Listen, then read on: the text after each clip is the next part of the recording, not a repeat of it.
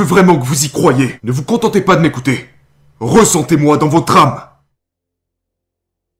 Croyez que vous pouvez gagner. Les pièges en trading. Les attractions. Bonjour et bienvenue sur TGV School. Dans cette vidéo nous allons parler des pièges en trading, l'enseignement tiré dans le livre Trader dans la zone de Mark Douglas. Le meilleur livre de psychologie dans le trading. Mais avant de commencer, n'oubliez pas de vous abonner et laisser également vos j'aime sur cette vidéo.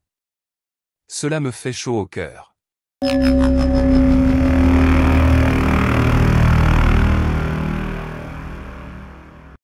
Merci et commençons. En janvier 1994, on m'a demandé de prendre la parole lors d'une conférence de trading à Chicago, parrainée par Future Magazine.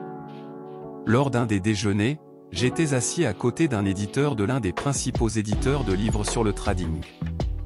Nous avions une conversation animée sur les raisons pour lesquelles si peu de gens réussissent dans le trading, même des personnes qui sont par ailleurs très accomplies. À un moment donné, l'éditeur m'a demandé si une explication possible de ce phénomène pouvait être que les gens se lançaient dans le trading pour de mauvaises raisons. J'ai dû m'arrêter un instant pour y réfléchir. Je suis d'accord que bon nombre des raisons typiques pour lesquelles les gens sont motivés à échanger, l'action, l'euphorie, le désir d'être un héros, l'attention que l'on peut attirer sur soi en gagnant ou l'apitoiement sur soi qui découle de la défaite, créent des problèmes qui finiront par nuire à la performance et au succès global d'un trader. Mais le véritable attrait sous-jacent pour le trading est bien plus fondamental et universel. Le trading est une activité qui offre à l'individu une liberté illimitée d'expression créative, une liberté d'expression qui a été refusée à la plupart d'entre nous pendant la majeure partie de notre vie. Bien sûr, l'éditeur m'a demandé ce que je voulais dire par là. J'ai expliqué que dans l'environnement commercial, nous élaborons presque toutes les règles. Cela signifie qu'il y a très peu de restrictions ou de limites sur la façon dont nous pouvons choisir de nous exprimer. Bien sûr, il existe certaines formalités telles que l'obligation de devenir membre d'une bourse pour être un négociant en salle, ou le respect des exigences financières minimales pour ouvrir un compte de courtage si vous êtes un négociant en salle. Mais sinon, une fois que vous êtes en mesure de commencer à trader, les possibilités qui s'offrent à vous pour le faire sont pratiquement illimitées. J'ai poursuivi en lui donnant un exemple tiré d'un séminaire auquel j'ai assisté il y a plusieurs années. Quelqu'un avait calculé que si vous combiniez les contrats à terme sur obligation, les options sur obligation et les marchés des obligations au comptant, il y aurait plus de 8 milliards de combinaisons de spreads possibles. Ajoutez maintenant les considérations de timing en fonction de la façon dont vous lisez les conditions du marché en vigueur, et les différentes façons de négocier deviennent pratiquement illimitées. L'éditeur s'arrêta un instant et demanda « Mais pourquoi l'accès à un environnement aussi illimité entraînerait-il un échec assez constant ?» J'ai répondu « Parce que des possibilités illimitées associées à la liberté illimitée de profiter de ces possibilités présentent à l'individu des défis psychologiques uniques et spécialisés, des défis que très peu de gens sont correctement équipés pour faire face. La liberté est grande. Nous semblons tous le vouloir naturellement, nous y efforcer, voire en avoir envie.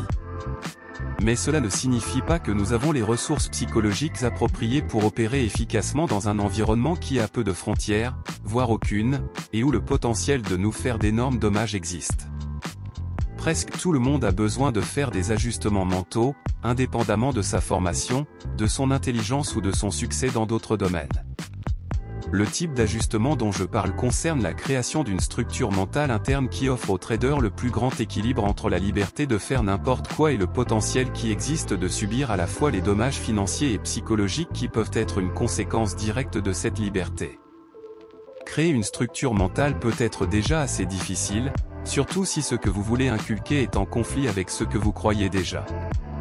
Mais pour ceux d'entre nous qui veulent être traders, la difficulté de créer la structure appropriée est invariablement aggravée par un arriéré de résistance mentale qui commence à se développer dès les premières étapes de notre vie. Nous sommes tous nés dans une sorte d'environnement social. Un milieu social, ou une société, qu'il s'agisse d'une famille, d'une ville, d'un État ou d'un pays, implique l'existence d'une structure.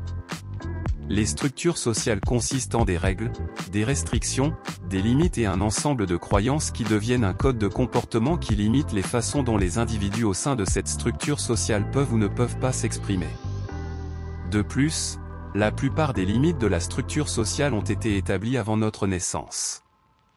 En d'autres termes, au moment où l'un d'entre nous arrive ici, la majeure partie de la structure sociale régissant notre expression individuelle est en place et bien ancrée.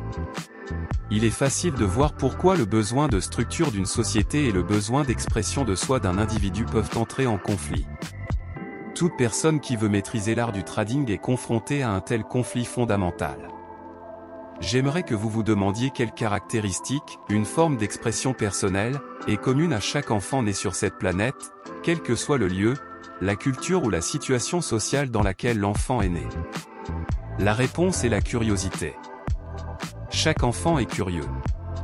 Chaque enfant a soif d'apprendre. Ils peuvent être décrits comme de petites machines à apprendre. Considérez la nature de la curiosité. À son niveau le plus fondamental, c'est une force. Plus précisément, il s'agit d'une force dirigée vers l'intérieur, ce qui signifie qu'il n'est pas nécessaire de motiver un enfant à apprendre quelque chose. Laissés à eux-mêmes, les enfants exploreront naturellement leur environnement. Qui plus est, cette force dirigée vers l'intérieur semble également avoir son propre agenda, en d'autres termes, même si tous les enfants sont curieux, tous les enfants ne sont pas naturellement curieux des mêmes choses.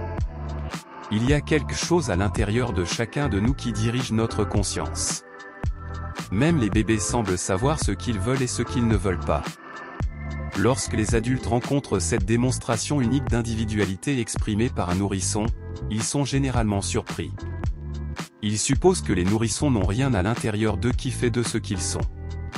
Comment les nourrissons exprimeraient-ils leur individualité autrement que par ce qui, dans leur environnement, les attire ou les repousse ? J'appelle cela diriger vers l'intérieur. Guider la force des attractions naturelles.